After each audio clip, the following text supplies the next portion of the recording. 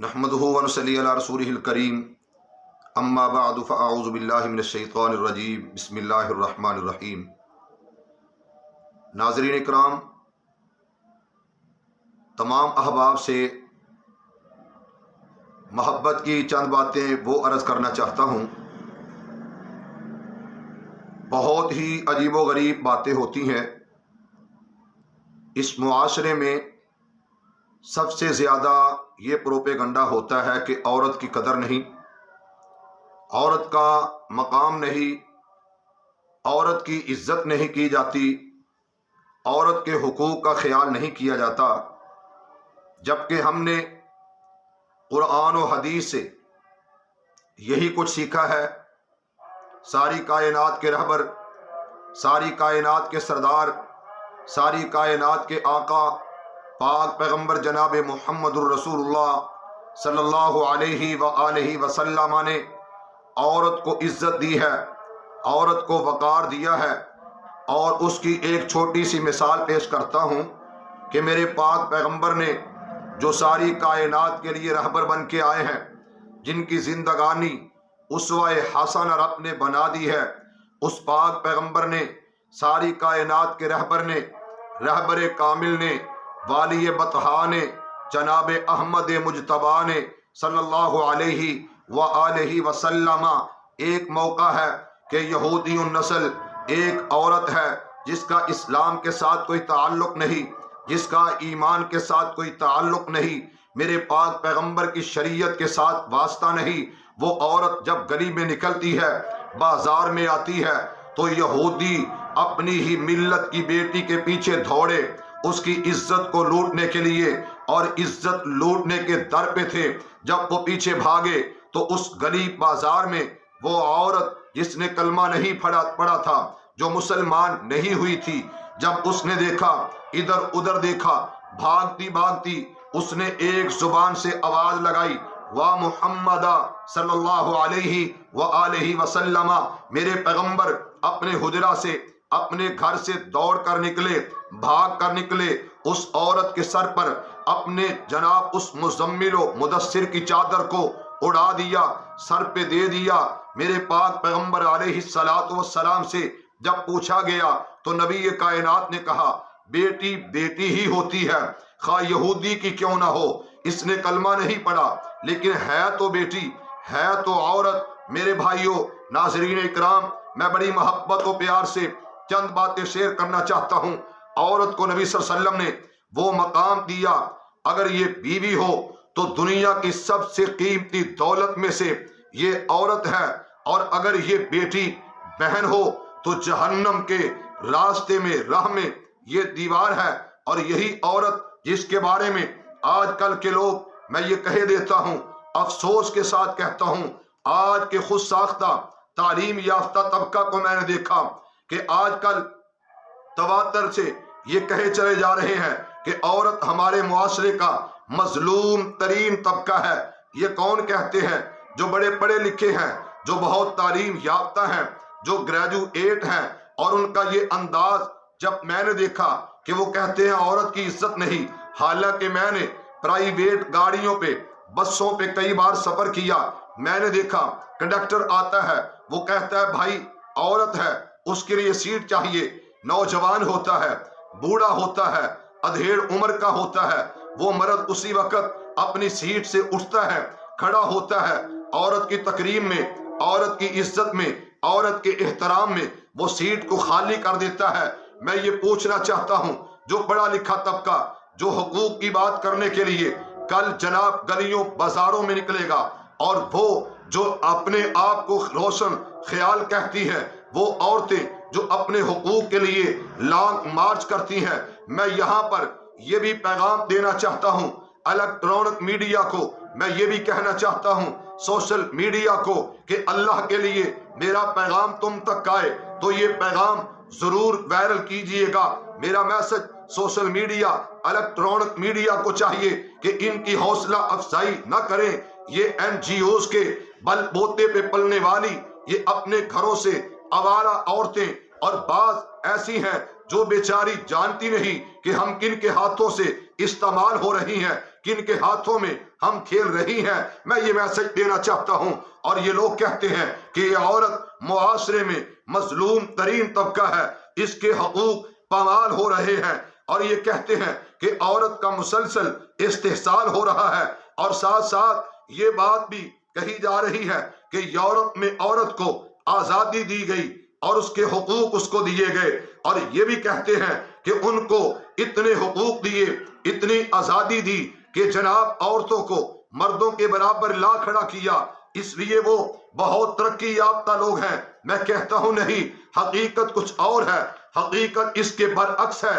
میں یہ کہنا چاہتا ہوں کیونکہ دنیا میں کسی مذہب اور قانون میں، کسی تمدن اور سوسائٹی میں عورت کو وہ مقام و مرتبہ نہیں دیا گیا جو مقام و مرتبہ اسلام میں عورت کو دیا گیا۔ غیر اسلامی تہذیبوں میں عورت کی حق تلفی ہوتی رہی، اسلام کے ساتھ جناب ان کے ساتھ نا انصافی ہوتی رہی، اور ان کے ساتھ یہ بھی ہوا کہ عورت کو زندہ درگور کر دیا گیا، عورت کو منحوس کہا گیا، عورت کو کمتر کہا گیا۔ یہ وہی معاشرے ہیں جو ٹھیکیدار ہیں عورت کے حقوق کے، اور اس عورت کو ان غیر اسلامی لوگوں نے یہ بھی کہا تھا کہ یہ شیطان کی فساد کی جڑ ہے، شیطان کی ایجنٹ ہے۔ یہی عورت ہے جس کے حقوق کو صرف اسلام نے دیا، غیر مسلموں نے نہیں دیا، کسی اور نے عورت کو وہ عزت نہیں دی جو اسلام نے عزت دی ہے۔ اور میں یہ کہہ دیتا ہوں، یہاں پر یہ اعلان کرنا چاہتا ہوں، یہ پیغام تم تک پہنچانا چاہتا ہوں، عورت عزت و احترام کا نام ہے، عورت والدین کے لیے باعث فخر ہے، عورت بھائیوں کے لیے باعث عزت ہے، عورت شوہر کے لیے قیمتی سرمایہ ہے، یہی عورت اولاد کے لیے عمدہ نمونہ ہوتی ہے۔ یہی عورت کے بارے میں یہ کہوں گا کہ عورت رات کا تارا ہے، صبح کا نور ہے، اور شبنم کا قطرہ ہے۔ عورت مرد کی آنکھ کی بینائی ہے، عورت خدا کی بڑی نعمتوں میں سے ایک بڑی نعمت ہے، اور نیک عورت مرد کے دل کا سکون، روح کی راحت، ذہن کا اطمینان اور بدن کا چین ہے۔ عورت انسانی تمدن کا جزو لازم ہے، اور یہ میرا پیغام، میرا یہ میسج ہے، یہ عورت انسانی تمدن کا جزو لازم ہے۔ اور آگے یہ کہنا چاہتا ہوں، یہ کہنا غلط نہ ہوگا، یہ کہنا ناظرین اکرام، یہ کہنا غلط نہ ہوگا کہ عورت دنیا میں پیار کا تاج محل ہے۔ اور عورت کے بارے میں کہنا چاہتا ہوں، اگر عورت نہ ہوتی تو انسانوں کی زندگی جنگلی جانوروں سے بھی بدتر ہوتی۔ عورت عظمت کا مینار ہے۔ اگر آپ اسلام کا مطالعہ اس جہت سے کریں کہ اسلام سے پہلے عورت کا کیا مقام تھا، تو یہ کہہ دیتا ہوں، اور اسلام نے اسے کیا مقام دیا، عورت کو اسلام نے کیا مقام دیا، تو آپ بے ساختہ یوں کہہ اٹھیں گے، بول اٹھیں گے، زبان سے کہہ اٹھیں گے کہ وہ عورت جب اسلام سے قبل تھی وہ موت و حیات کی کشمکش میں مبتلا تھی، یہی عورت جب اسلام میں آئی، اسلام نے اسے ایسی زندگی عطا کی، وہ زیب میخانہ تھی۔ کون عورت وہ زیب میخانہ تھی؟ اسلام نے اسے زینت کاشانہ بنا دیا۔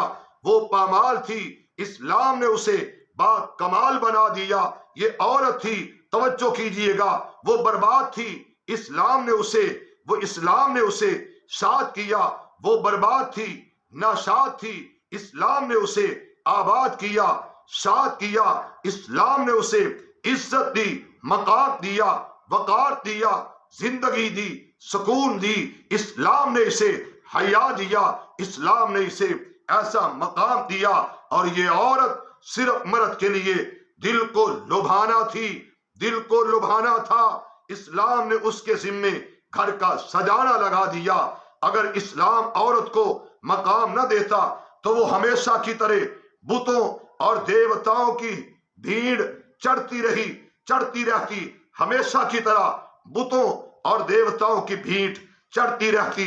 اگر اسلام کو عزت نہ دیتا، اگر اسلام عورت کو عزت نہ دیتا تو بیٹی کی تربیت جنت کی ضمانت نہ ہوتی، ماں کی خدمت جنت کا پروانہ نہ ہوتا، نبی کائنات سے پوچھا گیا تھا کہ آقا مجھے یہ بتاؤ، یا رسول اللہ صلی اللہ علیہ وسلم مجھے یہ بتاؤ، کائنات کے امام مجھے یہ بتاؤ، اس دنیا میں سب سے زیادہ میری خدمت کا حقدار کون ہے، سب سے زیادہ میری خدمت کا مستحق کون ہے، مجھے بتائیے۔ تو سرور کائنات نے کہا، امام الانبیاء نے کہا صلی اللہ علیہ وآلہ وسلم کہ تیری ماں ہے۔ میرے پیغمبر کے صحابی نے پھر کہا کہ آقا پھر کون؟ کہا تیری ماں ہے۔ جب تیسری بار یہ سوال کیا گیا تو میرے پیغمبر میرے آقا نے پھر کہا تیری ماں ہے۔ جب چوتھی مرتبہ سوال کیا گیا تو میرے پیغمبر نے کہا ثم ابوکا، وہ تیرا باپ ہے۔ میں عورتوں سے جو بازاروں میں کل نکلیں گی 8 مارچ کو اپنے حقوق کی بات کرتی ہیں، الیکٹرانک سوشل میڈیا پہ یہ ایک ٹرینڈ بنا ہوا ہے، میں پوچھنا چاہتا ہوں ان عورتوں سے جو کل نکلیں گی ان کا تعلق نہ اسلام کے ساتھ ہے نہ پاکستان کے ساتھ ہے، ان کا تعلق نہ آئین پاکستان کے ساتھ ہے، نہ تہذیب و تمدن سے ان کا تعلق ہے، اور نہ تہذیب مشرق سے ان کا تعلق ہے۔ یہ عورتیں وہ ہیں جن کا حیا کے ساتھ کوئی تعلق نہیں، وفا کے ساتھ کوئی تعلق نہیں، خاندان کے ساتھ کوئی تعلق نہیں۔ یہ وہ عورتیں ہیں جن کا تعلق نہ حیا سے نہ وفا سے نہ غیرت سے تعلق ہے۔ یہ عورتیں جو اپنے حقوق کی بات کرتی ہیں، نہ ماں باپ کی عزت کا خیال ہے ان کو، نہ خاندان کے وقار کا خیال ہے ان کو، نہ بھائیوں کی غیرت کا خیال ہے ان کو۔ یہ وہ نکلیں گی جن کے سینے میں ایمان نہیں، قرآن نہیں، آئین پاکستان بھی نہیں۔ اس لیے میں قومی سلامتی کے اداروں سے بھی کہتا ہوں کہ ان کی چھان بین کیجئے گا، یہ کون ہے، کن کے اشاروں پہ نکلی ہیں۔